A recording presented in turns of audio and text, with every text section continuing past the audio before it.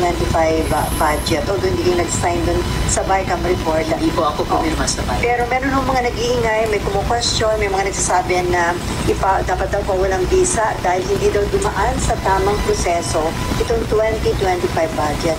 Do you think hindi na dumaan sa tamang proseso itong 2025 budget?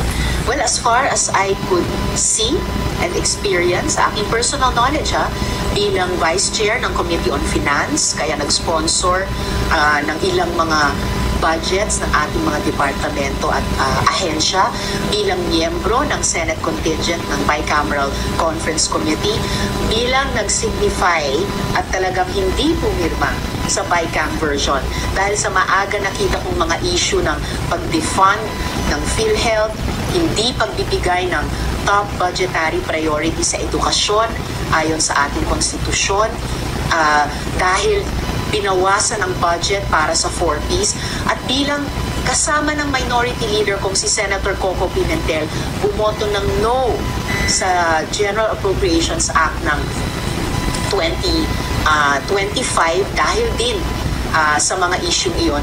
Batay sa lahat ng mga personal knowledge ko dyan, hindi ko masasabing meron akong nakitang kahit isang blank line doon sa GAA na ipinasa ng Kongreso ng ating Republika.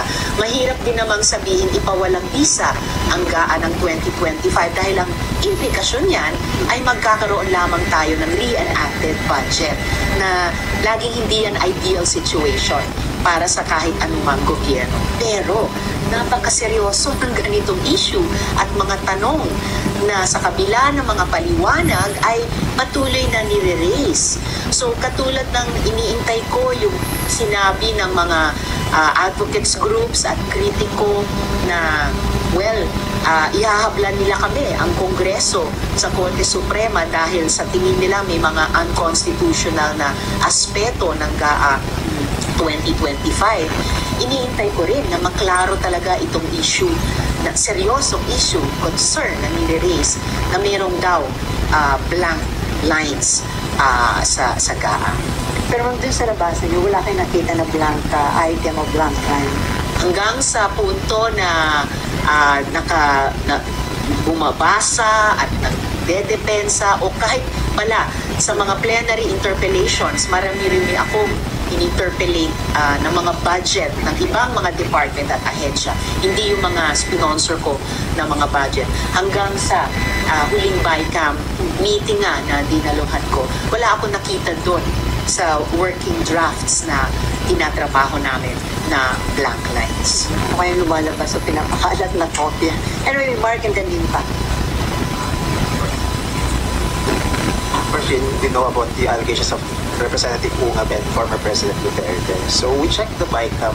Sa BICAM po yung blank items, special provision, special amendments to the provisions, and supposedly the blank items refer to irrigation, coconuts, fertilizers, etc. So my first question is, does this mean blank items pag itong klaseng items? Ito ba yung mga graph-prone items? Kaya blank. Kasi there's an allegation na blank checks daw siya so that favored politicians can fill in the amount that they want from that project. And my second question is, sabi ni SP na sa political na malapit ng election, do you agree and do you find Duterte and Ungab credible critics of the budget? Sa pagkakilala ko kay Representative Ungab, isa siyang seryoso mambabatas. Please don't ask me if I find Duterte credible. Alam niyo na yung sagot dyan. Na ito ay isang political na issue dahil palapit ang eleksyon.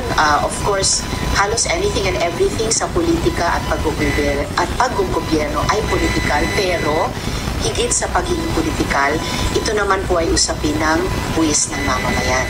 Ito po ay usapin ng pera ng gobyerno na taon-taon sinasabatas ng Kongreso sa paano dapat ito ginagastos at paano dapat ito kwinenta at ginawang accountable sa nakaraang mga taon. Kaya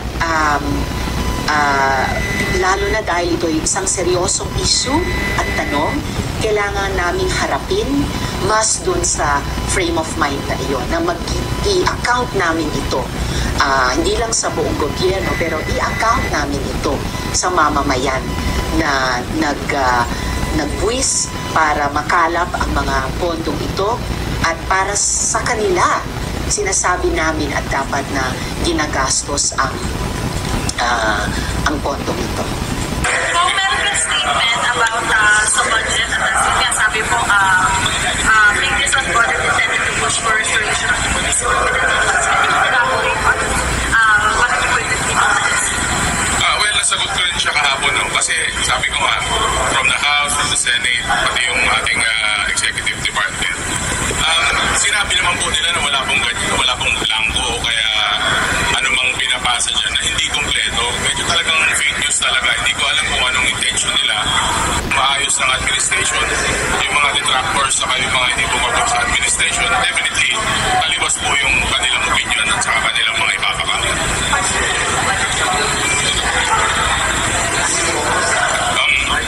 Maybe you will assume na gano'n, pero it goes sa entire budget siguro.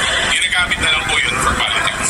Pero sir, sa tingin niyo ba, may very kakayaan kasi 2025 na implement na yung budget? Wala. Siguro for traction purposes, for politics, sabi ko, gagamitin nila yan para sa politika nila. Pero kung message sa mga kababayan natin, sir, na nag-worry ba hindi kakaroon na magiging mga issue pa sa budget? Lalo na yung baka nag-worry sa mga programs and projects ng government, mag-a-affectuan po ba sa mga ganun? Well, ang Pilipino, matalino ang Pilipino. Naiintindihan nila at alam nila na ginagamit lang ito for political purposes. Ang budget po ay maayos na binabalangkas at maayos pong pinag-uusapan. At nakikita naman po natin yan sa trabaho po. Naka-live po lahat yan. Nakikita po ng tao lahat yan. Saka makikita niyo po, actually hindi po ako part ng BICAM. Hindi po ako part ng APRO. Pero nakikita niyo naman po kung paano kami magtrabaho dito sa House of Representatives. Ang importante, yung katotohanan at siyempre, nagtatrabaho po tayo. So, nangyayari on the budget? Nagbe-benefit sa issue. Siyempre, sabi ko, they're creating division. So, pag alam niyo po, 16 years na ako sa politika, hindi ko naman po sinasabing alam ko lahat, saka matagal na ako dito. Pero siyempre, it works for them. Kung may controversy, it works for them kung may problema. But it doesn't help the Philippines. So, para sa akin, politika lang yan. Saka politika, intriga, sinamahan pa ng fake news. Sana po, itigil na po nila yung mga ganyan. Hindi po nakakatulong. But did you see na parang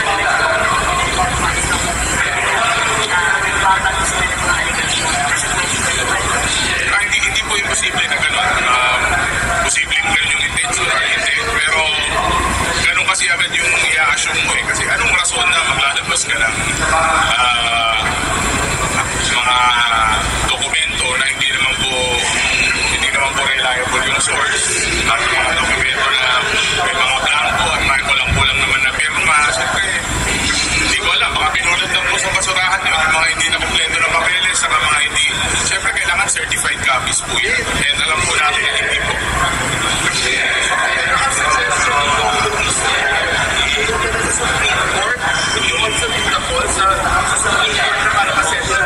Ano yung statement ni Kong Jinky?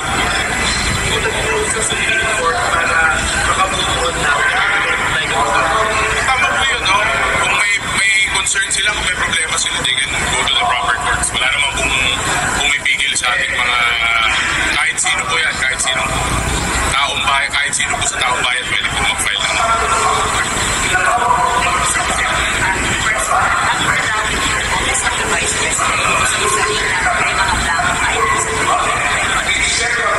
Well, siguro po dahil yung mga actors po nandun, mga supporters or mga, alam nyo na po, yung mga kasamahan po nila. So, yung assumption po talaga is nanggagaling po dun sa kampo nila. kung lumalabas na mga black pages na po doon sa bicameral conference, niratify po yung Well, as I have said, I did not get the chance to participate during the bicameral conference committee, but I am inclined to believe na wala namang naglalabas ng bicameral conference committee with blank pages. That's what I believe in as far as me as member of the Appropriations Committee is concerned. Kasi kung magkaroon po na natanggap mo nung bicameral conference committee report that was given po sa mga congressman din, ratify po ito, and kinonfirm po nila yung mga black po 14 blanks. Specifically sa DA, marami na rin. Well, with that, then I have to look into that. Pero in as far as I am concerned, I have no personal knowledge about those blank pages in the BICAM report. From the blank of the GAs, we nag-fill in the blanks. I have no knowledge because as I have said, I did not get the chance to participate in the BICAM kasi yung members ng BICAM, ini-elect din yan kung sinong uupo as representatives of the Committee on Appropriations of the House of Representatives, and there are only few. If without proper authority po, yung naglagda or yung nagpinit the black school, sabi po doon sa classification of legislative documents, Article 170, I guess. But can you explain on that? I think it's best if you will be asking those who were able to participate in the bicameral process. But as a general rule na, yung kung pag-ratify na po ang isang bill, pwede po po maiba from the enrolled copy. I have no knowledge really about that particular BICAM report, no? So I think it is more prudent to ask those people, members of the House, who were able to participate. Pero kung mag-lawyer po, sa constitutionality ng General Assembly, dahil namin mag-alubas na or pinasign na si Well, generally speaking, all public documents, I believe, should be filled in bago ito maging isang official paper ng any institution. That is as a general rule.